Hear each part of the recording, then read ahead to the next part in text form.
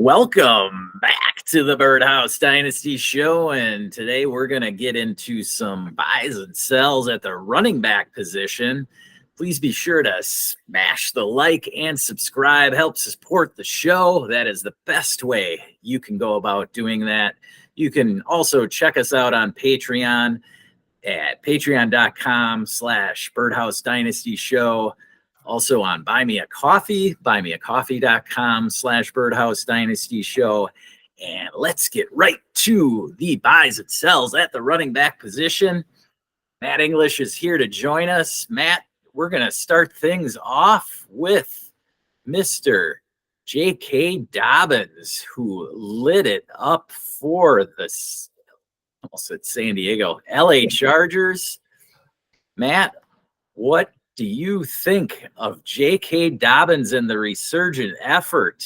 10 carries, 135 yards in the touchdown, 61-yarder. I don't know. It's a tough call with J.K. Dobbins. What are you thinking right now if you own J.K.? If I own J.K., I'm selling high.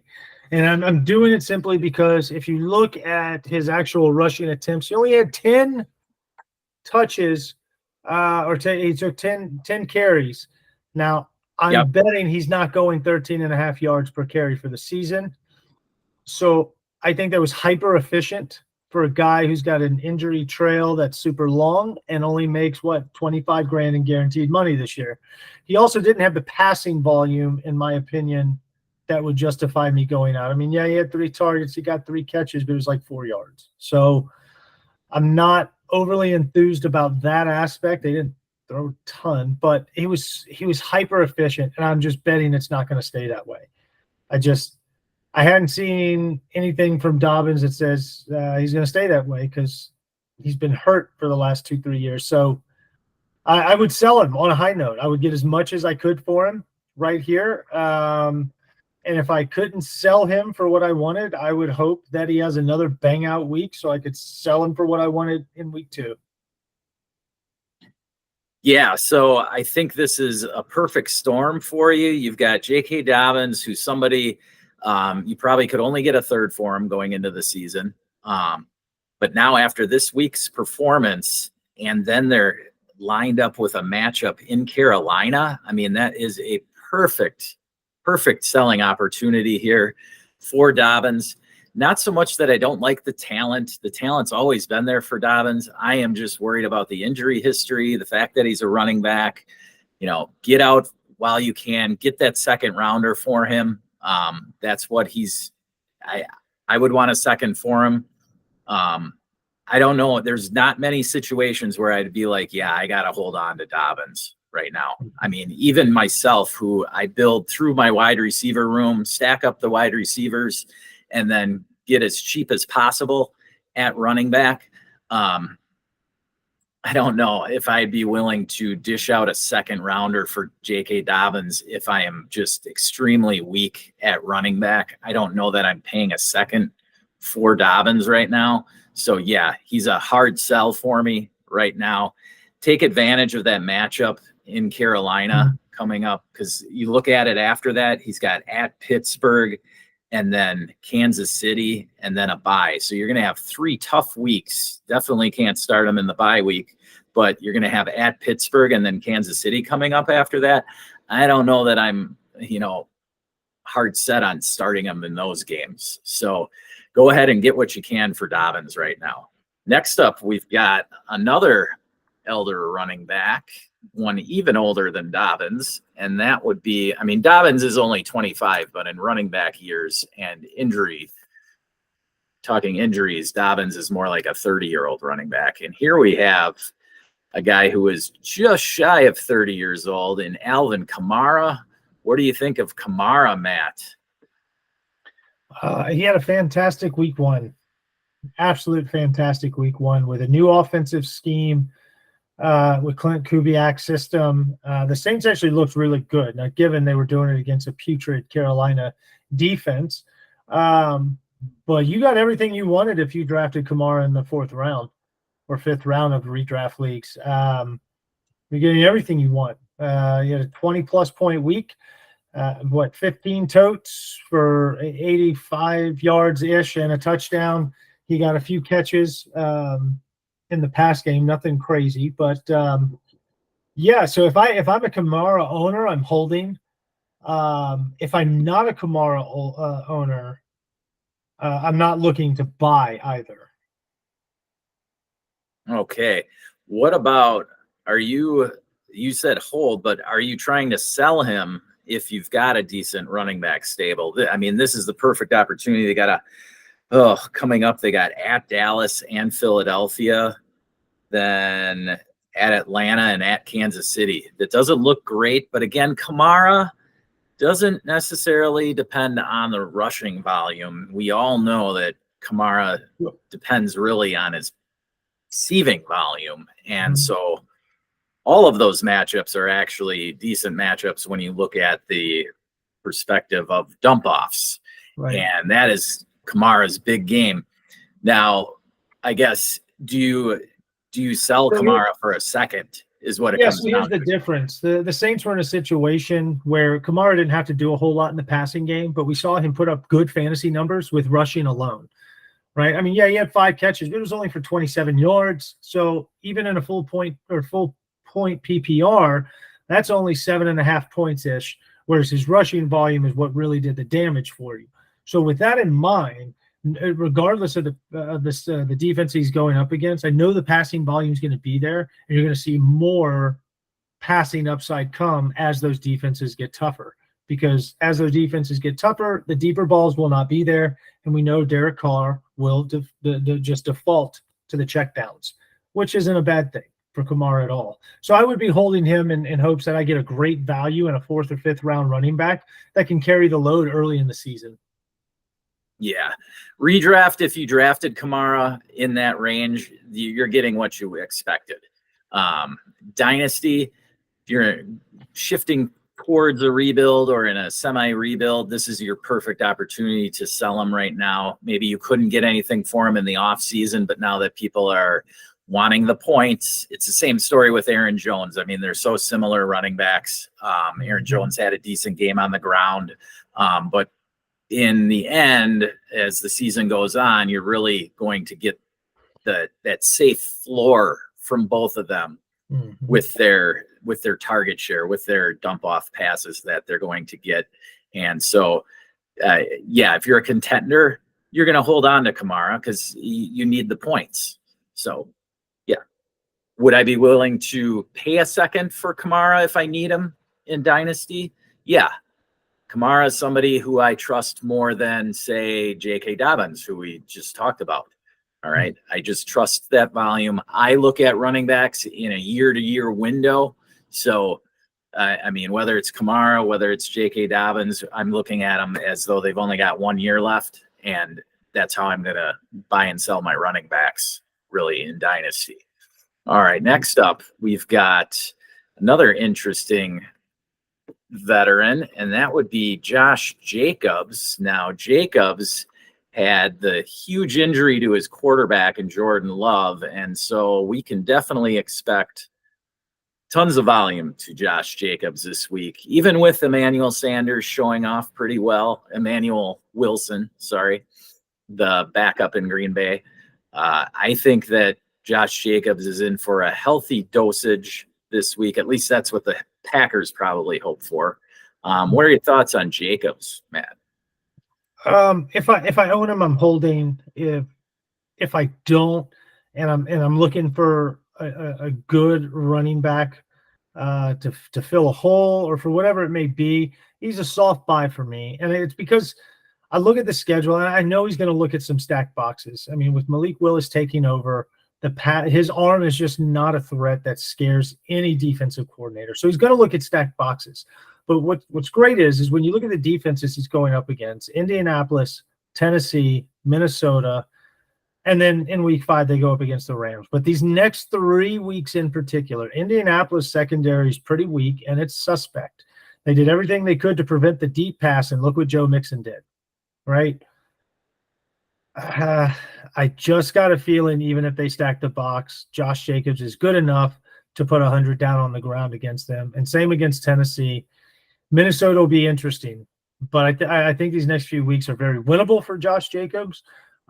So he's a soft buy for me. So for the right price, I'd be interested in putting him on my roster, but I'm not paying too much, again, because of the uncertainty of quarterback. But if I can get him for the right price, he could do something here over the next few weeks that ends up getting me an extra win. Yeah, I think that the key here will be how these defenses decide to defend the Packers. And like, they still have Christian Watson, who's a great deep threat, but then you have the arm of Malik Willis. And I think that they're going to be telling Willis that, yeah, he's got to take those deep shots here and there, because you got to get the safety out of the box and force him to open things up for Jacobs underneath for the course of the game. Yeah. So it'll be very interesting to see how these defenses stack up against Josh Jacobs in the upcoming weeks. Next up, we're going to talk about a little higher end running back, and that would be Jonathan Taylor of the Indianapolis Colts. He had sort of an underwhelming first week. He did get into the end zone, but only just got over 40 yards rushing. Anthony Richardson had the big fantasy performance. But I mean, basically we got what we expected from Anthony Richardson through the air. What are you thinking of Jonathan Taylor going forward? So he's a hold and a buy. If I own him, I'm holding him. If I don't, I'm trying to buy him at a low cost here. He got 16 rushing attempts. He didn't break 50 yards. But he did score a touchdown, which kind of saved his day. Now, here's the interesting part. 0 targets in the passing game. So what that tells me is the Texans were taking away all of the short stuff from Jonathan Taylor and from Anthony Richardson, for that matter. I mean, most of his passing came with a couple of big strikes. So a lot of the short stuff was taken away by design. I think because of that, looking at who they're going up against over the next few weeks, this is an absolute great situation to buy low on a top 5 running back. I'm doing it anywhere I can. Yeah, now with Anthony Richardson at quarterback, I, for one, wasn't really expecting much volume in the passing game from Jonathan Taylor. Just the history with rushing quarterbacks, you can see with Jalen Hurts and his dump-off numbers. Other rushing quarterbacks, they generally tend to just take off and try and pick up those 5-6 yards rather than dumping it off to their running back. So, on one end, I expect him to get a few catches over the course of the year, but that's not where you're buying into Jonathan Taylor. You're buying into Jonathan Taylor for those games where he's pounding the ball in the fourth quarter, running up the score, taking time off the clock for the Colts. I think they've got a couple of nice matchups coming up here against the Packers, Bears. Steelers will be tough, but over the next couple of weeks, you can look for Jonathan Taylor to eat. And so if you've got a Jonathan Taylor owner in your league who's looking to get rid of him, now's the time to do it. So you don't have to pay 2 firsts for him or something ridiculous after he goes for 150 and 2 touchdowns. Yeah. So, well, here's the other thing. Which rushing quarterback has had a Jonathan Taylor running behind him? Yeah, not too many, right? That's now right. we do have a running back who has pounded it over the course of his career and has a good rushing quarterback. So it's a similar situation here, but Derrick Henry is 5 years older than Jonathan Taylor. So what are we doing here with Derrick Henry? We saw a great first drive from the Ravens in that big matchup against the Chiefs. But so he got 5 carries in that drive, but then only 7 carries the rest of the game. I, for one, think it was more game script, and that's why Justice Hill got so many snaps in the game. I'd be buying Derrick Henry if I can. If I'm a contender in Dynasty, if I'm in redraft, this is an opportunity to buy Derrick Henry. They've got the Raiders coming up right now this week. This could be a bounce back week for Henry. What are you thinking, Matt? I'm not hitting the panic button. This is a classic week one. This was very game script determined. But I think much like what we saw last year is that Derrick Henry's production, I mean, is going to be a little game script dependent, right? Now, the good news for him is, and for his owners, is we don't expect them to be playing from behind very often, right? So with that in mind, his game script isn't scary as some others. So I would not be hitting a panic button here. I'm not necessarily looking to buy Derrick Henry unless I can get him, I mean, cheap. Cheap. If I can get him cheap, I'll take it. I'm just not big on the running backs. You know that. Neither are you. I'm not going to pay high end for a running back that I'm still, in my opinion, taking a chance on. But if I have Derrick Henry, he's a guy I'm not going to just panic on. I mean, I may pull him out of the lineup in a matchup here or there, depending on what my running back situation and receivers look like. But yeah, he's a hold. There's no reason to panic.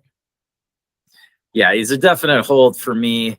If I'm buying, I'd pay a second for him, but it kind of depends on the owner and what his situation is, really is what it comes down to.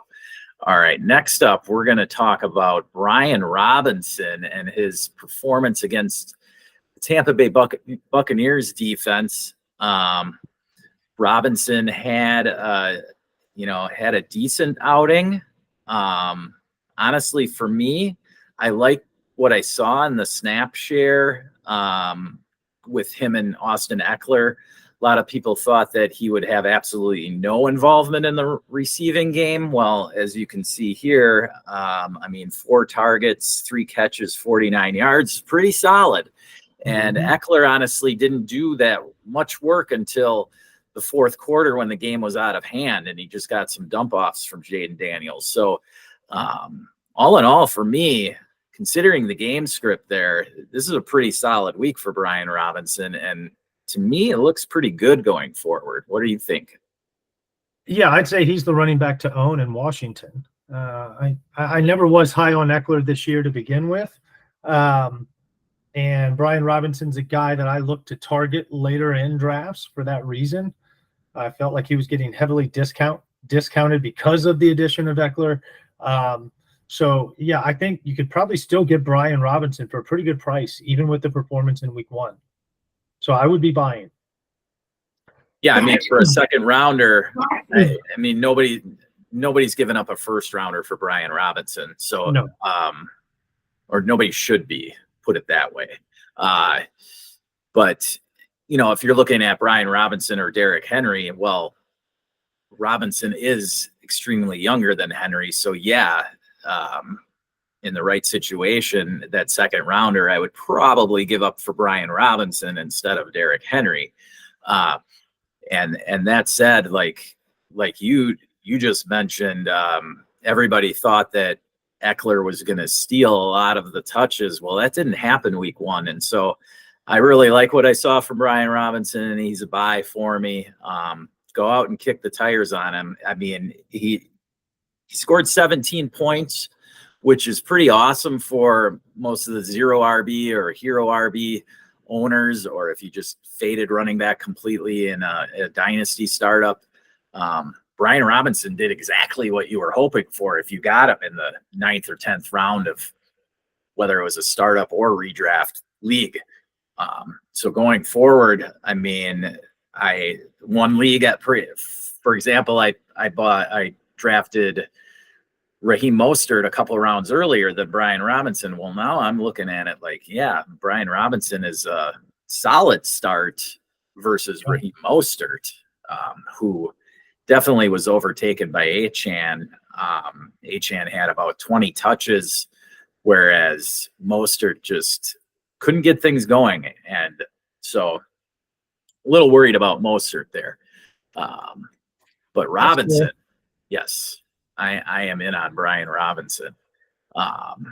Next up, we've got the Jacksonville backfield, and let's talk about Hank Bigsby, who got 12 carries for 73 yards. And we can talk about Bigsby and ETN together here.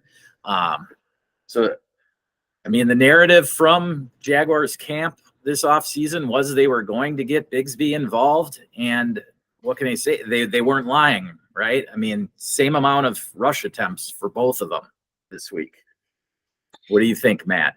Yeah. I mean, he did. And I'm sure there's going to be some people looking to go pick up some shares of Tank. I'm not rushing to the waiver wire to go pick him up. Again, it was week 1. I know he kind of lived up to what we heard from Jags camp in the offseason, that we're going to get Tank Bigsby some more carries. He's going to have more touches. He's going to be more involved. But it wasn't a good game from Jacksonville. Things weren't going the way they wanted. The plays weren't working out. I think the touchdown still leaned to ETN. I'm not going to the waiver wire for him. I'm just not going to do it. That being said, if I owned him, you better believe I'm going to try and sell him right now, because after 12 carries, he got 70 some odd yards. So that puts him over 5, maybe over 6 a carry. So, I mean, you could sell him, probably sell him to an ETN owner who's probably a little panicked. Yeah, I mean, I'm gonna pick him up off of waivers wherever he's available for sure. Maybe drop some other running back that I took a shot on, like Kimani Vidal or Cam Akers, whatever. I take Bigsby over them right now. Definitely try and sell Bigsby on this week's performance, and but I'm not actively going out trying to trade for him. I'm very happy if I got him as a late round running back, and I'm just going to hold pretty much. Because if ETN were to go down for multiple weeks, you're looking at a huge snap share for Tank Bigsby. I mean, he only got 32% of the snaps, but was able to get 12 rushing attempts for 73 yards, a nice 6 yards per carry. That's solid. And if I'm Travis Etienne, if I'm an ETN owner, I personally am a little panicked by this distribution. Doesn't mean that I'm going to turn around and sell him right away, because if he has a good rushing week in week 2, he's somebody that you could potentially get a first round pick for, but not after week 1, that's for sure. Yes. So maybe he's a buy. I don't know. I wouldn't be going out and buying ETN right now. What are you? I mean, are you buying ETN? No, I'm not buying, but I'll hold. Yeah. Not buying or selling him, but I'll hold him. Yeah, I think that's where I'd be at too on ETN. So, all right. Well, that's what we've got for you at the running back position. Please leave any comments or questions you've got about your running back room in the comments below. Smash that like and subscribe. Check us out on Twitter. You can get me at clemke007_FF or on Patreon at patreon.com/Birdhouse Dynasty Show. And of course, buy me a coffee at buymeacoffee.com/Birdhouse Dynasty Show. That's all I've got for you. All we've got for you at the running back position. For Matt English, we'd like to remind you that you should never stop working.